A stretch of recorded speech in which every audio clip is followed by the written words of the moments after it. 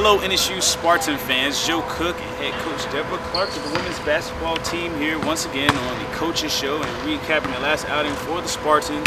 Did take a loss to Hampton once again, this time it was 68-46. In this game, you know, Hampton again was able to hit the three, 8 of 14 in the first half. We did better in the second half.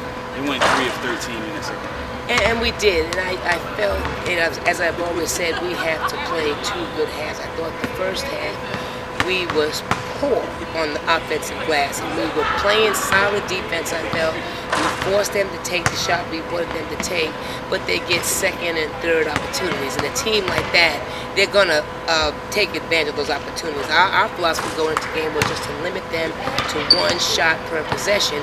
We got out rebounded by 7, but they had 21 offensive rebounds, and that's really, really tough to overcome. I thought, like I said, the first part of our defense was okay, but once the shot went up, we didn't do a good job boxing out and keeping them off the offensive boards.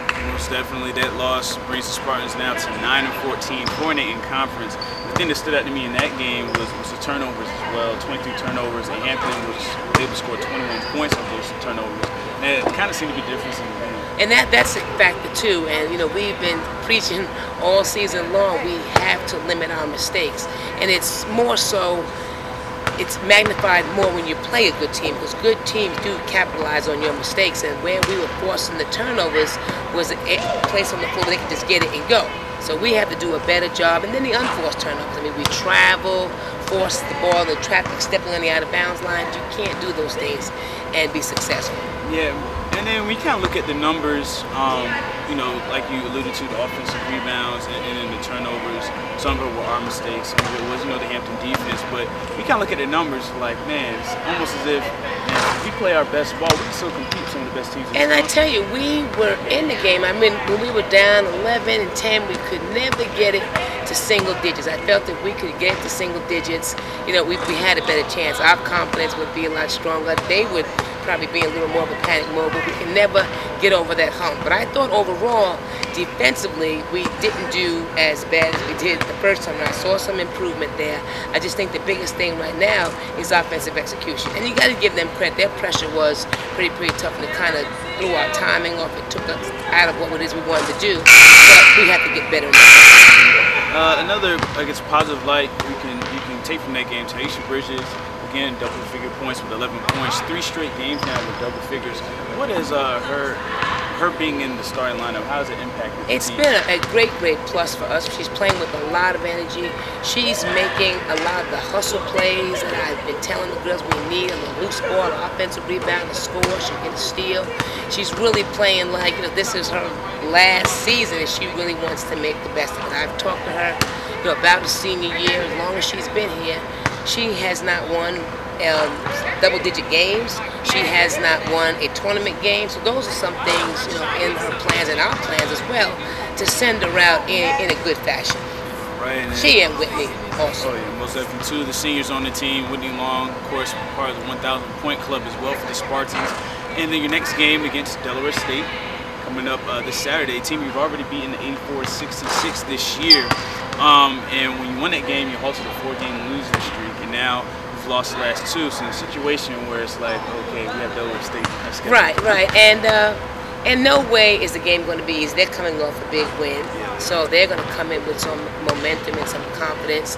And our girls just have to understand, you know, because we were successful up there, that's well and good, but we're going to have to do the same thing to be successful again for 40 minutes. So I'm looking forward to us, hopefully defensively turn up the pressure. We put some other new things in today because I guess I've known Ed a long time, and he's going to prepare and make adjustments for what didn't go well for him up there. So we're going to have to be ready for him as well. But I feel good about it. Just as long as the girls play hard and limit our mistakes, I think we've got a great chance.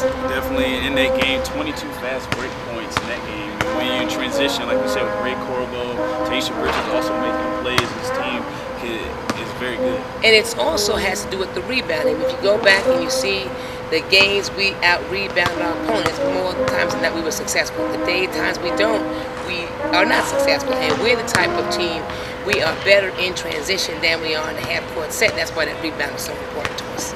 And as you mentioned, Del State, they are 2-9 in conference, 5-19. They are coming off a win over Morgan State. They're led by Tierra Hawkins, leads the team with about 14.5 points per game and about 7 rebounds.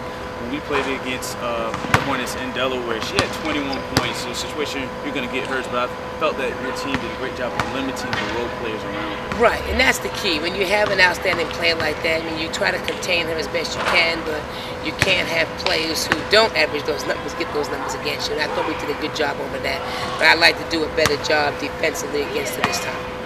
And now, as you kind of look ahead, season winding down, 4 conference games left. You know, you can pull out the regular season strong at 8-8, 4 in a row.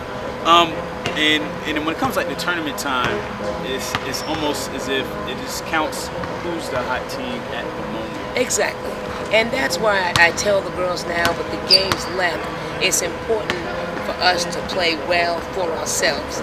So we go into the tournament, you know, with confidence, knowing we're going to do well, knowing we're going to play well, as opposed to going in wondering what will happen. So even though the season is just about done, I still think we can show some growth and some development over the last 4 league games in preparation for the tournament.